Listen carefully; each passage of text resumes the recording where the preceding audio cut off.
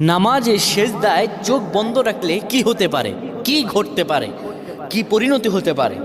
আমরা অনেকেই নামাজের সেজদায় চোখ বন্ধ রাখি। এটি আসলে আমাদের জন্য ভালো না ক্ষতি, এটি আমাদের জানতে হবে। নবী সাল্লাল্লাহু আলাইহি ওয়াসাল্লাম 532 নম্বর হাদিস সহিহ আল বুখারীতে বলেন, শোনো, তোমাদের মধ্যে কেউ যেন সেজদায় তার বাহুদয় যেন কুকুরের মতো না বিছিয়ে দেয়। অর্থাৎ এইভাবে অনেকে আমরা আছি, এইভাবে সেজদা দেই না। আমরা সেজদা এই যে বাহুদয় আমরা জমিনের মধ্যে লাগিয়ে দেই, রাসূলুল্লাহ স্পষ্টত নিষেধ করেছেন এইভাবে যেন কেউ সেজদা না দেয়। এইভাবে যদি সেজদা দেয় আল্লাহর দরবার তার নামাজ কবুল হবে না।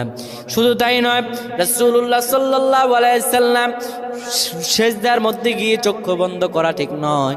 যারা চক্ষু বন্ধ করবে, হয়তো মনের ভিতরে কোনো ফাহশা থাকলে সেটা দেখা যেতে পারে, কিংবা চক্ষু যদি বন্ধ করে রাখে তার এখানে কি আছে, সেজদার মধ্যে গিয়ে কি দেখতে পায় না দেখতে পায়।